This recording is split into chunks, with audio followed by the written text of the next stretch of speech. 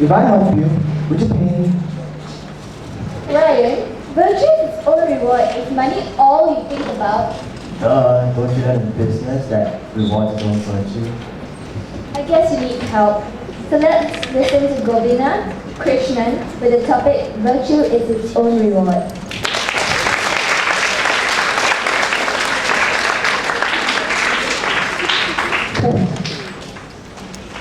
A wise old Japanese proverb goes something like this. Virtue is not only knowing, but also doing. We all know virtue is its own reward. But what exactly is virtue? And how is it its own reward? Ladies and gentlemen, I wish a very good morning to all those present here today.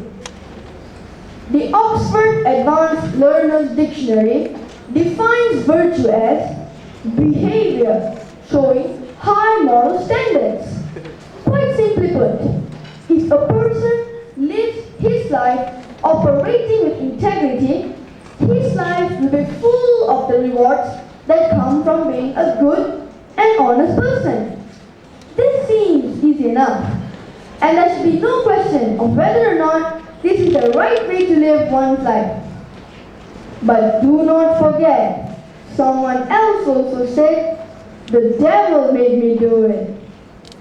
Before we can know how to live a virtuous life, I suggest that we explore on what is considered a virtue, as we take a look at what different cultures around the world throughout time have regarded as virtues. The great ancient Greek philosopher Plato has categorized virtue into 4 categories: temperance, prudence, justice, and fortitude. We can see that if a person, even in this day and age, lives his life honoring these 4 principles, the possibility of his reaping life's rewards is greatly increased. In Hinduism, the word dharma means moral duty. Among the virtuous traits acknowledged in Hinduism are altruism, or selfless service to humanity, reverence and respect to the elders and teachers, honesty with oneself, one's family, one's friends, and all of humanity. The list is much longer. These are just a few of the traits. In Chinese philosophy, no matter the influence, whether Buddhism or Confucian origin, virtue plays a large part in the moral responsibility of the culture.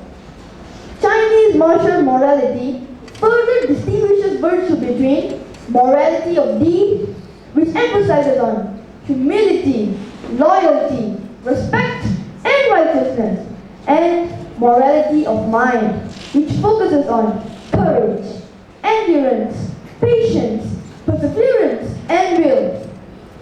I have also learned while researching this topic that every culture has its traditions, definitions, and practices regarding virtue. When I think of it, a dumpling is what comes to mind. The Italians call it ravioli. The Indians call it samosa. The Japanese call it geyser. The Chinese call them wontons.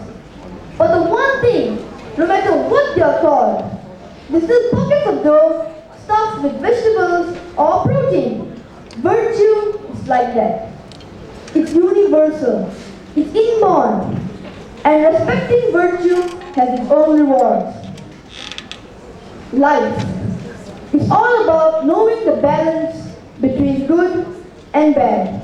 I am sure we are all familiar with the cartoon images of an angel sitting on one shoulder, encouraging all the virtuous actions to do, while the devil lurks on the other shoulder, waiting to give his speech to do the exact opposite thing. And from my experience, the devil can be pretty convincing.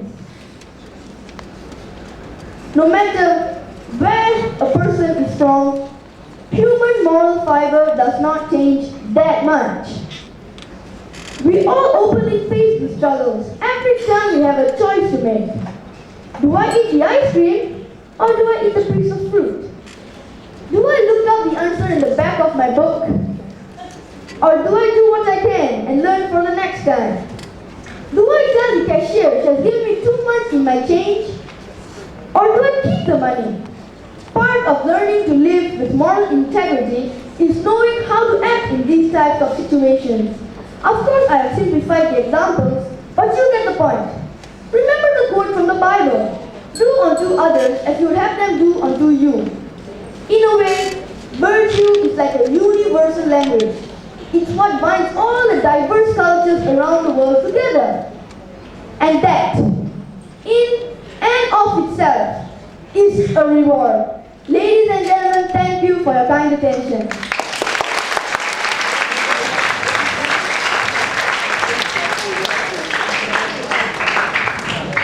Thank you, Gobinath. The time taken was 5 minutes and 20